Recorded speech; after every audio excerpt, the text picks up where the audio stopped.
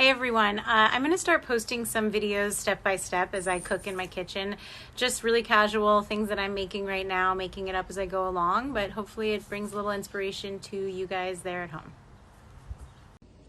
Good morning everyone. I would like to share with you the last remaining vegetable in my house. I'm not sure when I'm getting any vegetables again, so I wanted to do something special with this green cabbage. I'm going to roast it in the pan and I'm going to get it crispy. I'm going to cut it into quarters and I'm going to do it in a sauce made with this leftover tomato sauce that I made. That was just pan roasted dried chilies, diced fire roasted tomatoes, some charred garlic, some charred onion, and I think that's about it. So let's get started. First I'm going to quarter the cabbage. And I'm going to leave this core end intact because I don't want it to completely fall apart. So I trimmed it, but I'm leaving something there as the glue to keep these into nice wedges. And then I'm just going to roughly chop some garlic.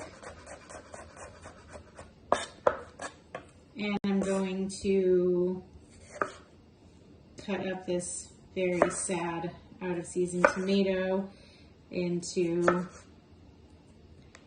let's say 8 pieces. So I've added grapeseed oil and I've added my cabbage wedges just 2 at a time. If you add 3 or 4, you might be able to fit them into the pan, but they're going to start to steam. So 2 at a time and you're going to get a nice browning effect.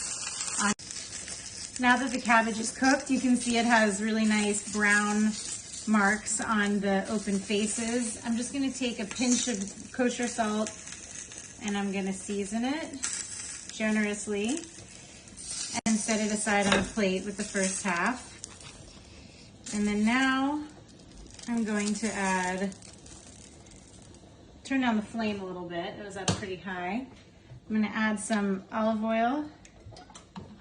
The onions have some nice color now. I wanted to get them a little brown and soften them.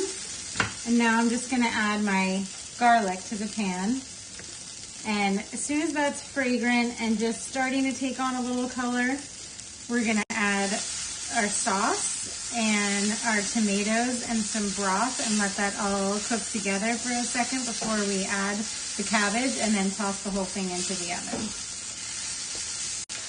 Okay, so now the garlic and onions cooking, I added my sauce and I added some tomatoes, those crappy sliced tomatoes, and I just added some chicken stock. You can totally use vegetable stock or even water and a little extra tomato paste. And now I'm letting this simmer for a few minutes just to get those tomatoes heated up and start to break down. We want them to kind of be camouflaged and transformed through the heat and the sauce and the flavor of the onions. The tomato sauce has been cooking for about 5 minutes, and now I'm just taking my cabbage and I'm nestling it into the pan. All the little bits are in there. It's pretty tight, but as it cooks, it's going to shrink down. And I've preheated my oven to 375.